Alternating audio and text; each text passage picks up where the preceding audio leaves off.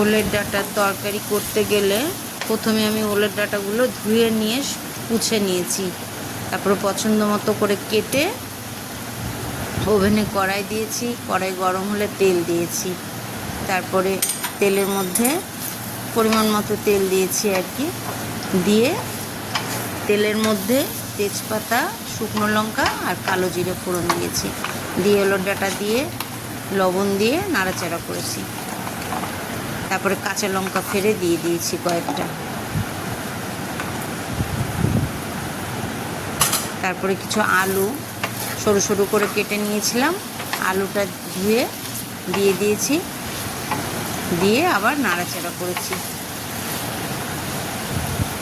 এবার ওভেনটা এবার বাড়িয়ে দিলাম, দিয়ে নাড়াচাড়া করছি, নাড়াচাড়া করে যতক্ষণ না নরম না হয় ততক্ষণ নাড়তে থাকবো, তারপরে একটুখানি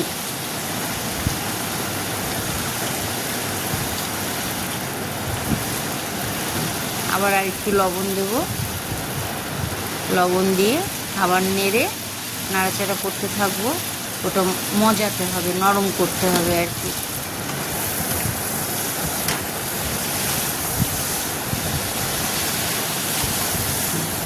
হলুদ দিলাম,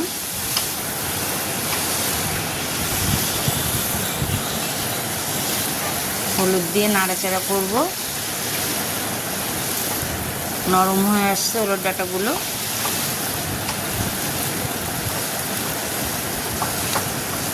একটু দেখে নিতে হবে যে সেদ্ধটা কীরকম হয়েছে, কতটা নরম হয়েছে দেখে নিতে হবে, তারপরে ঢেকে দিতে হবে।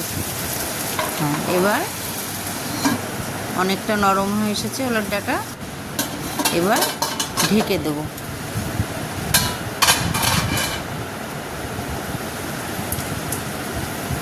5 মিনিট মতো রেখে তারপরে ঢাকনা আলগা করব। 5 মিনিট হয়ে গেছে, এবার ঢাকনা আলগা করলাম, করে এবার দেখবো যে কীরকম হলো। চিনি দিয়ে দিলাম, চিনি দিয়ে এখন হ্যাঁ প্রায় হয়ে এসেছে। মাছের মাথা দিয়ে চাল কুমড়ো রান্না করতে গেলে প্রথমে আমি মাছের মাথাগুলো ভালো করে আঁশ ছাড়িয়ে ধুয়ে নিয়েছি, তারপরে লবণ হলুদ ভালো করে মাখিয়ে নেব। লবণ দিয়েছি, হলুদ দিয়েছি, এখন লবণ হলুদটা মাখাবো ভালো করে। হ্যাঁ, তারপরে কড়াইতে তেল গরম করে মাছটা ভেজে নেব, মাছগুলো আস্তে আস্তে দিয়ে ভেজে নেব।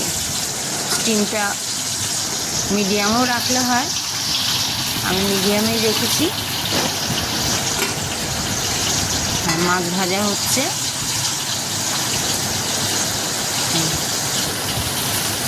এতক্ষণ। এবার মাছগুলো উল্টে দেব,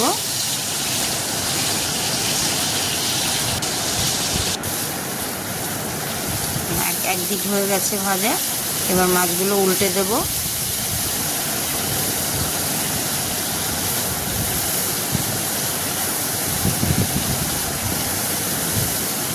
ভালো করে নাড়াচাড়া দিয়ে নেড়ে নিয়ে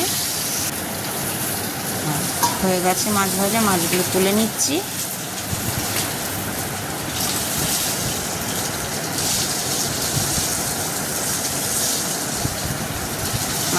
মাছের মাথা লাল করে ভেজে নিতে হবে।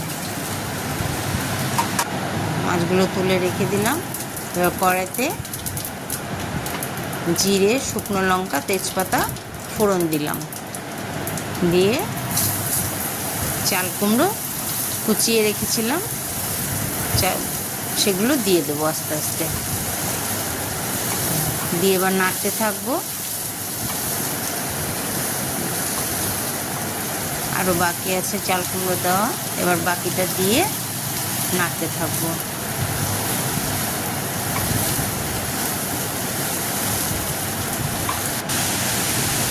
লবণ দিয়ে দিলাম, অনেকটা নরম হয়ে এসেছে। এবার একটু লঙ্কা, একটু জিরে, একটু আদা বাটা দিয়ে দিলাম ওর ভিতরে।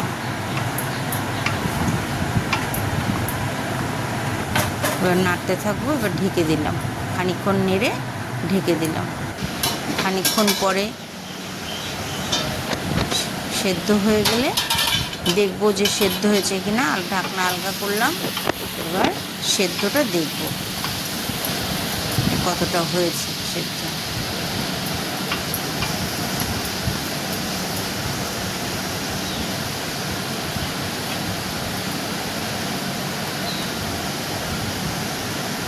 হলুদ দিলাম, সেদ্ধ অনেকটাই হয়ে গেছে।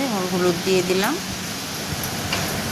হলুদটা নেড়ে দিলাম, মিশিয়ে দিলাম সবটার সাথে।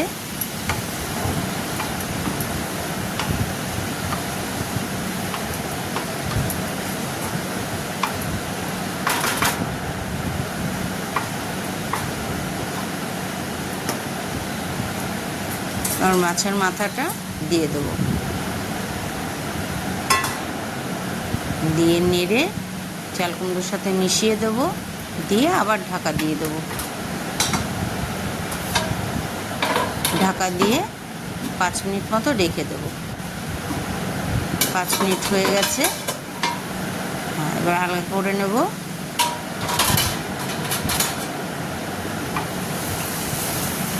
এবার মাছের মাথাগুলো চাল কুমড়োর মধ্যে ভালো করে মিশিয়ে দেব।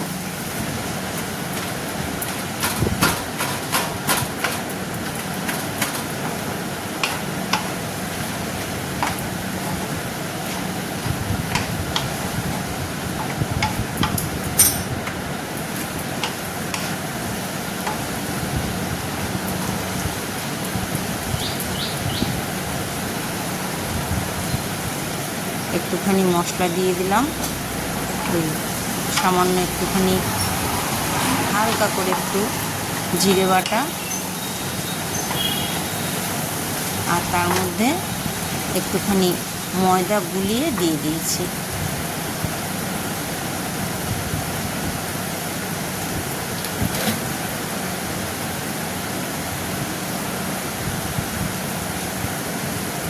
চিনি দিয়ে দিলাম, প্রায় হয়ে এসেছে। এবার নেড়ে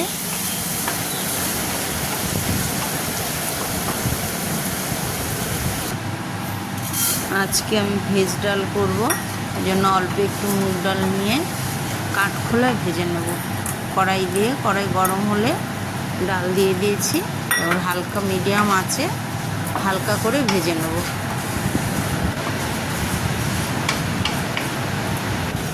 ডাল ভাজা হয়ে গেছে। এবার ধুয়ে নিয়ে সেদ্ধ চাপিয়েছি। এবার লবণ দিয়ে দিয়েছিলাম সেদ্ধ জলের মধ্যে, সেজন্য ফেনাটা বেশ ভালো করে উঠেছে। যেটুকু ভেতরে পাউডার থাকে সেটুকু উঠে আসে। ভালো করে ধুয়ে নিয়েছি ডালটা, তারপরে লবণ দিয়ে সেদ্ধ চাপিয়েছি। ফেনাটা উপরে তুলে ফেলে দিলাম। আর এবার কটা কাঁচা লঙ্কা ফেলে ডাল সেদ্ধর মধ্যে দিয়ে দিয়েছি। সেদ্ধ হয়ে গেছে। এখন কড়াইতে তেল দিয়ে, তেলটা গরম হলে আমি ডালের মধ্যে যেগুলো দেব সেগুলো আস্তে আস্তে ভেজে নেব। তেল গরম হচ্ছে।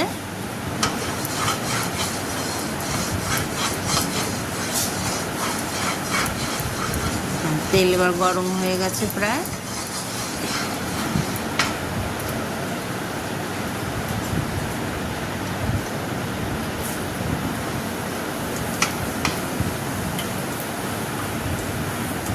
তেলের ভিতরে আমি ফোড়ন দিয়ে দিলাম, জিরে ফোড়ন, শুকনো লঙ্কা,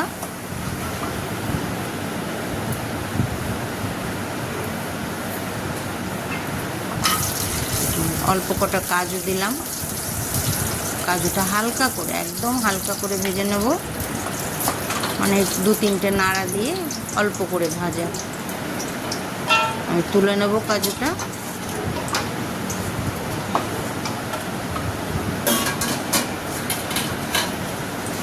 কাজুটা তুলে নিলাম। এরপর আমি সবজিগুলো দিয়ে দিলাম। সবজির মধ্যে একটু লবণ দিয়ে দেব। লবণ দিয়ে সবজিগুলো হালকা করে ভাজবো।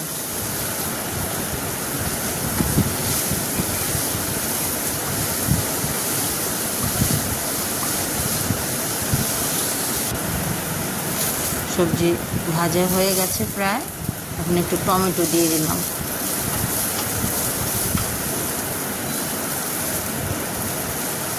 কটা কিশমিশ দিয়ে দিলাম, দিয়ে আবার একটু নেড়ে নেব। মিডিয়াম আঁচে যেটা করছি সবই মিডিয়াম আঁচে। কাজুটাও দিয়ে দিলাম। সবটা একসাথে মিশিয়ে হালকা করে নাড়ব। নেড়ে এবার একটু মশলা দিয়ে দেবো। একটু হলুদ, একটু জিরে বাটা, আদা বাটা সব একসাথে দিয়ে দেবো। দিয়ে একটু জল, পাত্রটা ধুয়ে একটু জল দিয়ে দিলাম। দিয়ে আবার সবটা একসাথে কষিয়ে নেব।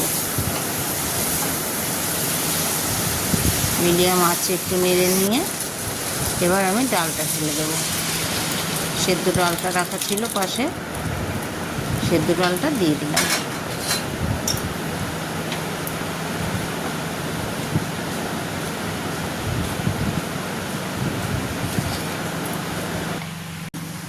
এবার চিনি আর একটু গরম মশলা গুঁড়ো দিয়ে নামিয়ে নেব।